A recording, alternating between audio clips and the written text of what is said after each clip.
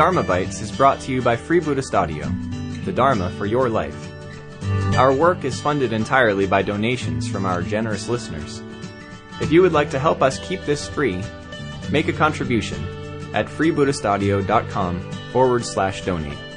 Thank you, and happy listening. Victory means victory over someone or something.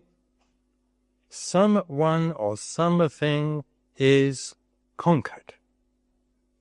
So in the Buddha's case, who or what was this? Who or what was actually conquered? And the answer is very simple. The Buddha conquered Mara, the evil one. And after conquering Mara, he attained enlightenment. In a sense, his conquest of Mara, his Mara Vijaya, as it is called, was his attainment of enlightenment. Probably you have all read descriptions of that famous episode, the episode of the conquest of Mara, the Mara Vijaya. Or perhaps you've seen it depicted in Buddhist art. So how is it depicted? What do we actually see? The picture that we see is one in which, in the center, sits the Buddha, that is to say, the Buddha to be. He sits beneath the wide-spreading branches of the Ficus religiosus, or sacred fig tree, subsequently known, in honor of the Buddha, as the Bodhi tree, or tree of enlightenment. And he sits, not on a lotus throne, I'm afraid, that came rather later, but he sits on a heap of grass.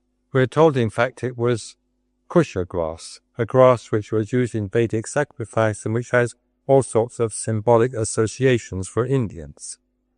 But anyway, he sits on a heap of grass. And he's not alone, apparently. He is surrounded on all sides by thousands upon thousands of fearsome figures, all horribly misshapen and deformed. As some of these horrible, misshapen figures are whirling aloft enormous clubs. Some are spitting fire. Some are in the act of hurling great rocks, even whole mountains that they've torn up by the roots. Some, again, are discharging arrows. And these are the forces of Mara, the evil one. And Mara himself stands to one side. Sometimes he's depicted actually riding an elephant, but in any case, to one side, directing his forces, directing this great and terrible army of his in their onslaught on the Buddha. But the Buddha, as he is soon to become, takes no notice. He's completely surrounded by an aura of golden light. And as soon as the various missiles touch this aura, they all turn into flowers, and they fall to the ground. They fall at the Buddha's feet, as though in unintentional worship. The Buddha is undisturbed.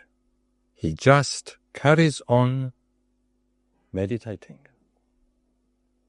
He doesn't take any notice even when Mara summons his 3 daughters and orders them to dance before the Buddha, to dance in the most attractive and seductive manner that they can possibly manage.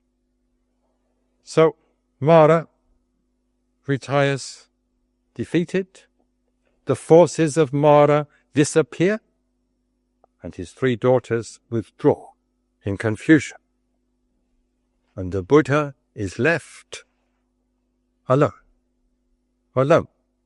beneath the Bodhi tree, alone on his heap of kusha grass. And he just carries on meditating. He just continues meditating. And sitting there, he attains enlightenment. Such is the well-known episode. But like other well-known episodes in the Buddha's life, in the Buddha's career, it is liable to be misunderstood.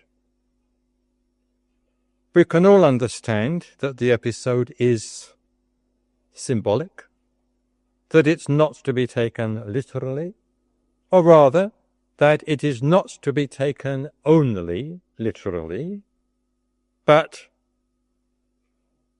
we do not understand, usually, that the episode of the Mara Vijaya was not the only episode of its kind to occur in the Buddha's life. We don't understand, usually, that it was not the Buddha's only victory. Indeed, far from being his only victory, the Mara Vijaya represented the culmination of a whole series.